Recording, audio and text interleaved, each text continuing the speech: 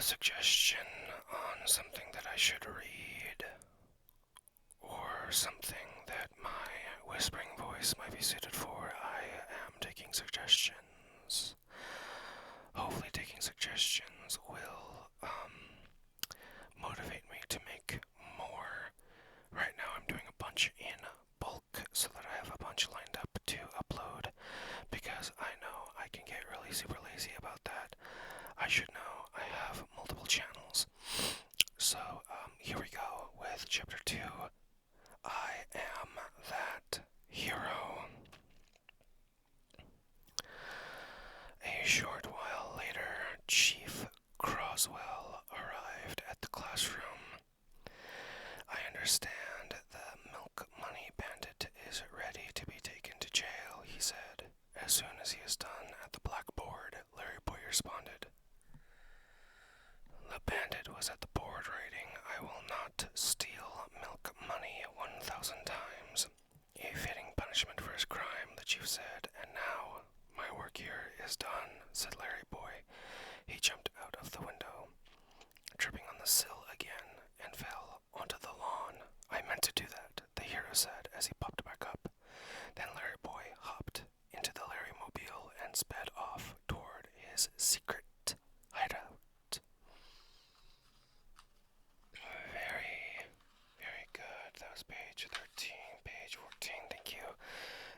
Some books, especially children's books, have thicker paper, and it feels like I am skipping pages on accident, but I don't think I did.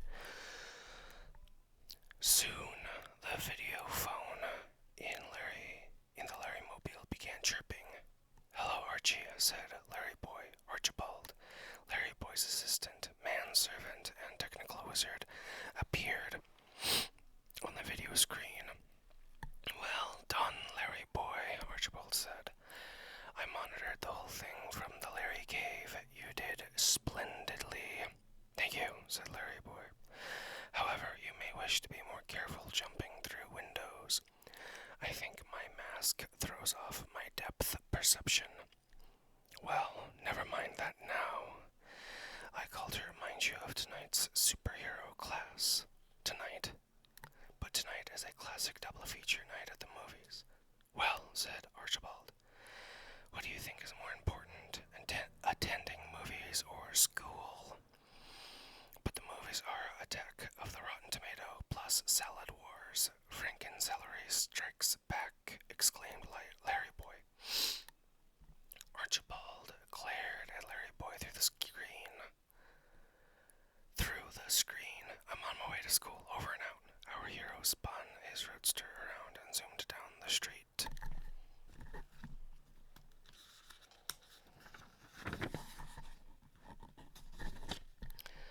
Chapter 3. A typical night in superhero school.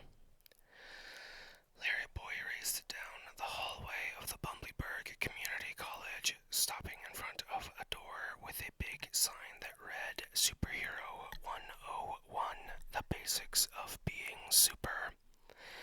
"Here it is," Larryboy mumbled to himself. "I hope I'm not late." Our hero stuck his head inside the doorway. The classroom was filled with superheroes, all sitting and facing the front. Bok Choy, the professor, stood in front of the class. Larryboy slipped in, hoping not to be noticed.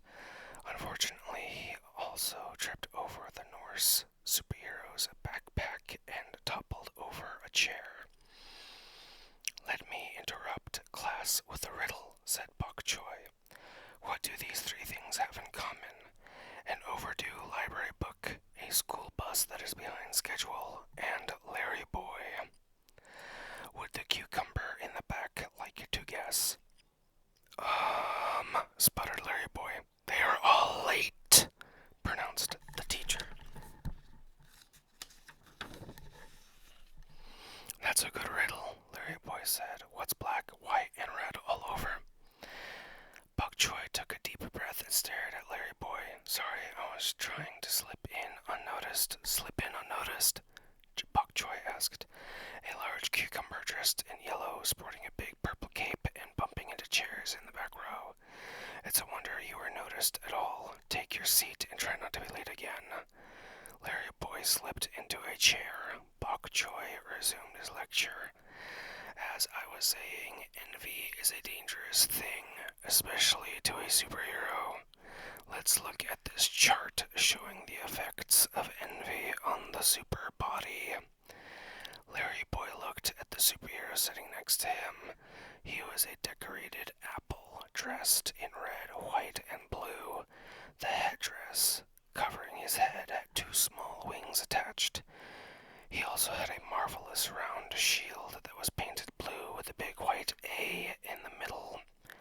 Psst, whispered Larryboy. Howdy, I'm Larryboy from Bumbleberg. Who are you? American Pie, defender of truth, justice, and vitamin A. American Pie whispered back, I'm from Tiggity Town. What's the answer to your riddle? Oh, that's easy. A Larryboy chapter book. Huh? American Pie asked curiously. Never mind, Larryboy said. Hey, I sure like the wings on your head. Can you fly? Nope, but they do make me look cool, said the captain. Nifty, said Larryboy. Moving right along, Bok Choy urged with authority as he cleared his throat to demand more attention. I want you all to take out your superhero handbooks and turn to section 20, paragraph 14, line 30. Psst, Larryboy whispered to American Pie. Can I look on with you? I left my superhero handbook in my glove compartment. Sure, said his neighbor. The book says, a heart at peace gives life to the body, but envy rots the bones. Read Bok Choy. Envy, also known as jealousy, eats away at you from the inside. It is an evil to avoid. Larryboy couldn't concentrate. He kept staring at American Pie's shield. That's a really nifty shield, he whispered. Thanks, American Pie whispered back. Can I hold it a minute? Asked our hero. Okay, said the pie. Just be very careful. Larryboy took the shield. It was heavier than it looked. Neato, said Larryboy. There's only one cure for envy, Bok Choy continued with his lecture. You must learn to be happy with the things you already have. Instead of wishing you had your neighbor's car, be grateful for your own car. Instead of desiring your neighbor's cat, think of how happy you are with your own dog. What if I don't have a dog? Asked the Scarlet Tomato. I was just using that as an example, explained Bok Choy. My neighbor has a dog, said the tomato, but I don't. Bok Choy sighed. What do you have? Asked the teacher. A goldfish. Can you be content with that? Sure, it's a pretty good goldfish. All right then, the teacher continued. Remember, a content heart is a healthy heart. Repeat that, heroes. A content heart is a healthy heart, the class members repeated, except for Larryboy. He was busy playing with the shield. Larryboy lifted the disc up and down, playing with the weight in his hands.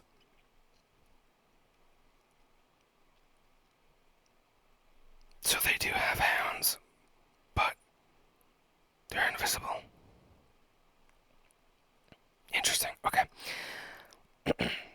Psst, he whispered. I bet you can throw this shield about a mile. Perhaps, agreed American Pie, but not in here. It would make a great frisbee, Larryboy said as he pretended to throw the shield like a frisbee. Be careful, hissed American Pie. Don't worry, I'm always careful. Oops. Larryboy wasn't holding on tightly enough. The shield flew around the room, careening off one wall, only to ricochet off another. What's going on? Demanded Bok Choy. Look out, shouted Electro Melon. My shield, yelled American Pie. Ah! Screamed Bok Choy as the shield bounced to the front of the room, heading straight for him. He raised the superhero handbook to block the flying disc. The shield skimmed over the edge of the book and shot through Bok Choy's head, giving him a flat top. The whole class stared at their instructor for a moment. Finally, Bok Choy broke the silence. Class, it looks like Larryboy is more interested in a different lesson, he said. It seems he would rather be practicing being a barber. Oops. said Larryboy.